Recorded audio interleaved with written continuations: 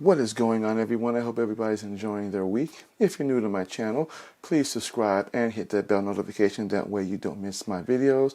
My name is Black Apino the Apple Guy, and today I'm going to be talking about the 5 reasons why I love the Panasonic G85.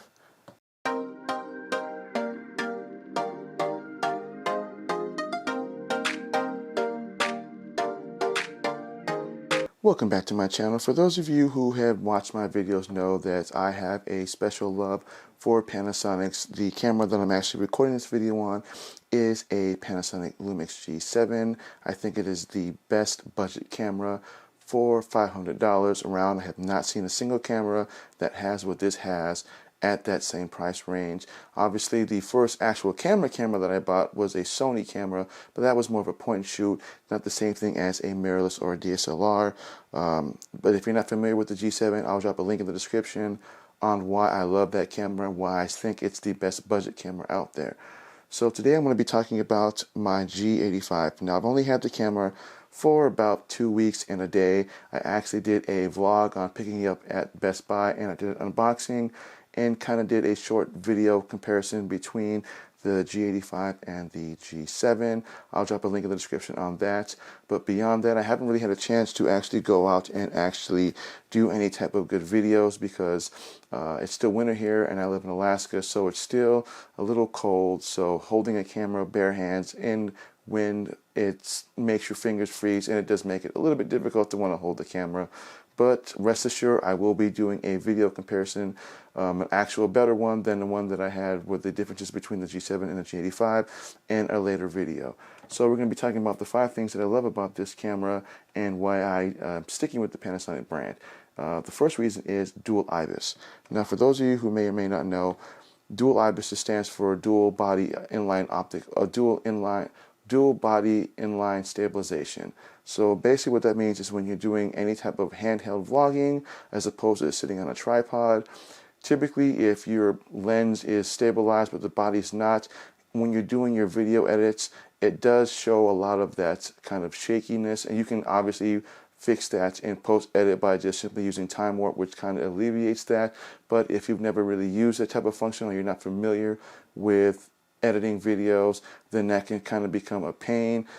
This camera has dual IBIS, so basically that means is that not only does the lens itself have a stabilizer, but the body also as well is known as a 5-axis gimbal. So basically what that means is that when you're walking or doing any type of self-vloggings, the lens stays in place while the body does its shaking. So if you're doing any movements, the video will look smooth and it won't be as shaky, so you don't have to worry about doing as much post-editing out of that than you would as if the body didn't have it. So that was the first reason why I bought this. I really couldn't find that on any other camera in that price range except for this camera. And the second reason why I bought this camera was in tradition with the Panasonic lineup, you still get that articulating screen, which again, you don't really get on too many cameras in this price range. Obviously the M50 at the same price point, and then you have the the Sony a6100, which doesn't really have an articulating screen like this. It actually more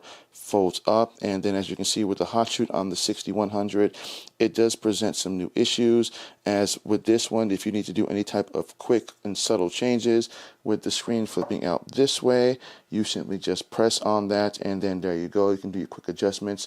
Obviously the Canon M50 has that same option as well, but it's not does not have the dual IBIS that this has. It only has this optical image stabilization in the lens itself, but not in the body, and it's just about $100 more than that.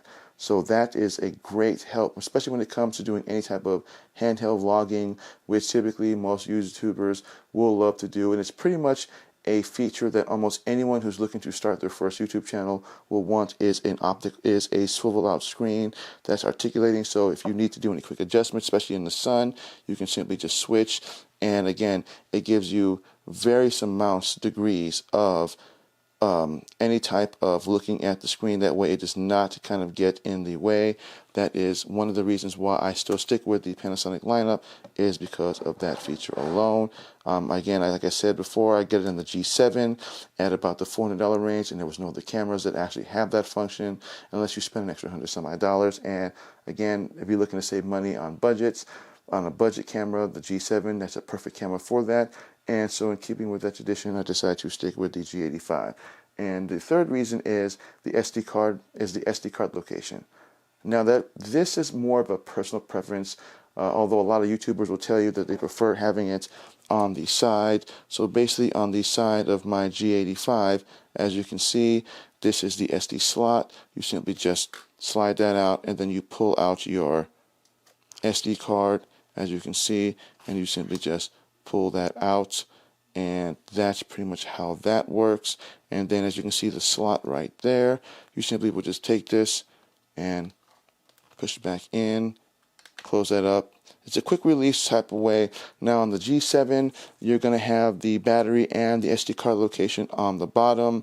And again, it's really personal preference. To me, it doesn't matter either way. I can do it quickly with either or, because that is your mount for your tripod, and that's where the battery case would be for the G7 and the SD card slot. So whether the card was on the side or on the bottom, even with quick release, it doesn't really matter to me, as I'm still capable of doing it very quickly and articulately without having to worry about doing it again. But if you have a quick release, it's simply just flipping it up, pulling it out, sticking it in, or as opposed on this one, you just simply pull out, stick it in the side, and then that works much easier also.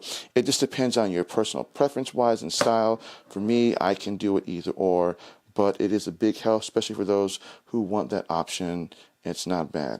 And the fourth reason is it also has a very easy to use dial. So these are your two main functions for your camera. You also obviously going to have your camera setting right here, and then you have your mode selection right there. This is mostly going to be for the camera settings, as you have just your single one shot, then you switch over, and then you have what is known as your burst shots, then you have your 4K shots, burst 4K, then you have a timer, and then you have your time lapse, or if you want to do time lapse photos with that. And then this is just your simple mode selection for how you want to put your camera in shooting modes. Typically you're always going to have it in either manual, which is the M right there. If this will focus in on that, which it probably will not. So you have the M, and then if you switch it over to the movie mode, that is basically the video recording mode, and that's pretty much how that works with that. It's very easy to customize it. Again, you have all your displays and your functions right there, so those are all actually easy to use. And then again, with the camera, you can actually customize the function of your buttons to configure it any way you want when you want to do that. That's actually a plus, although I like to keep it in just the default, because I don't really like changing things out sometimes, because it does become a pain in the neck for me personally. And then the fifth reason why I love this camera, as opposed to the G7, this is weather sealed. So basically that means that I can take this, it's weatherproof, it's splash proof and dust proof, so I don't have to worry about getting any dirt or anything inside the lenses or in the body, or if it gets hit by rain in the water, I don't have to worry about it having to interfere with the camera's operations. It's all weather sealed, so really don't have to worry about that as much. So that is definitely a plus for me, especially living in Alaska or living in an environment where it does tend to rain sometimes, but you want to go out and still want to do some videos. You don't have to worry about as much with this as you would with, say, like the G7 or the A6100 or the M50 in that respects. So again, overall, it is a great camera. I love this camera, and I will be doing a lot more with this camera once weather permits. It is starting to warm up a little bit more in the next couple of weeks, so there's a signal of spring, so I'll be doing a lot more videos with this camera, specifically with this one, and just kind of showing you a comparison between the two. But those are the 5 main reasons as to why I love this G85. And if you're willing to look for a budget camera, I'll have a link in the description on the G7 as well. And if you're looking to spend a little bit more and you love the Panasonic lineup, this is definitely a plus. So again, I want to thank everybody for watching. If this video was helpful, hit the thumbs up. Don't forget to hit the bell notification and the subscribe button. And my name is Black Apino, the Apple Guy, and I want to thank everybody for watching this channel.